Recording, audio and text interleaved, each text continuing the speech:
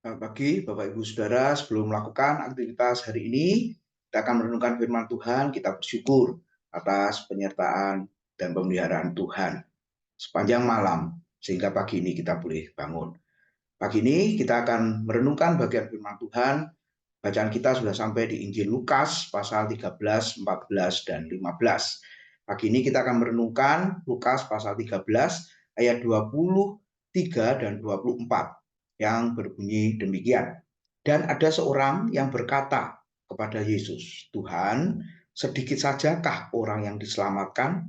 Jawab Yesus kepada orang-orang di situ, "Berjuanglah untuk masuk melalui pintu yang sesak itu, sebab aku berkata kepadamu, banyak orang akan berusaha untuk masuk, tetapi tidak akan dapat."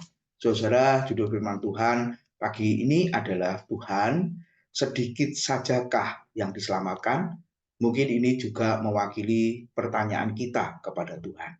Ini merupakan pertanyaan umum banyak orang yang disampaikan. Lalu apa yang dikatakan oleh Yesus? Yesus menjawab, "Berjuanglah untuk masuk melalui pintu yang sesak itu."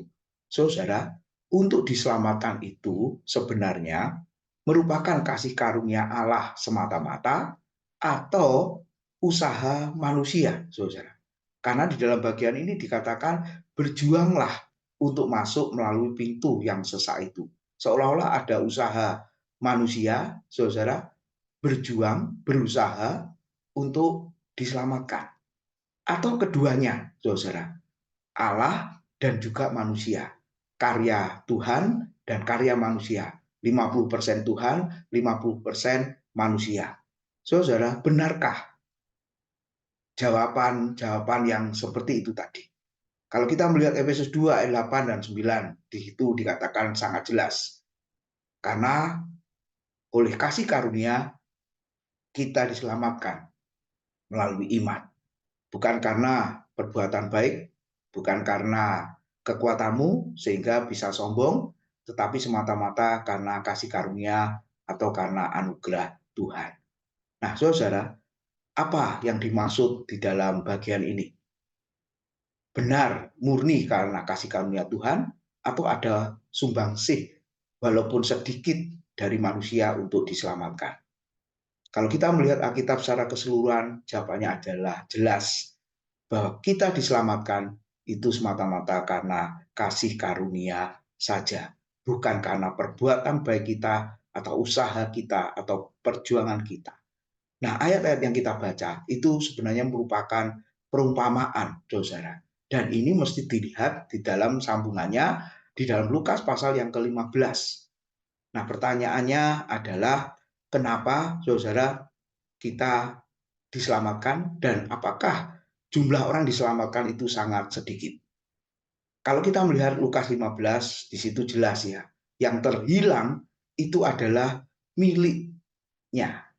Domba yang hilang milik sang gembala, uang yang hilang milik dari seorang ibu tadi, dan ketika hilang, saudara, lihat di situ apa yang dilakukan pemiliknya, terus mencari sampai ketemu.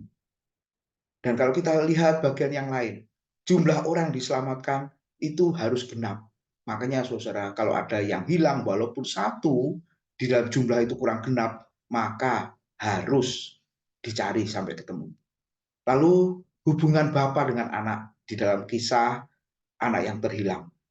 Anak itu pasti pulang, walaupun sudah nakal, melakukan dosa, meninggalkan bapaknya, pasti pulang. Kenapa? Karena anak itu adalah anak dari bapak atau pernah dilahirkan dari keluarga itu. Dan bapaknya selalu berharap supaya anaknya itu pulang. Kata berjuanglah, di dalam terjemahan lama tadi dikatakan usahakanlah dirimu untuk masuk. Ini merupakan perumpamaan. Masuk melalui pintu yang sempit, melalui pintu yang sesak. Artinya apa, saudara?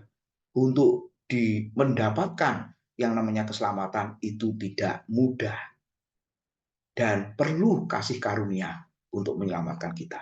Nah, biarlah pengertian ini menguatkan kita. Kita berbahagia, kita orang-orang yang sudah diselamatkan. Selamat melakukan aktivitas kita. Amin.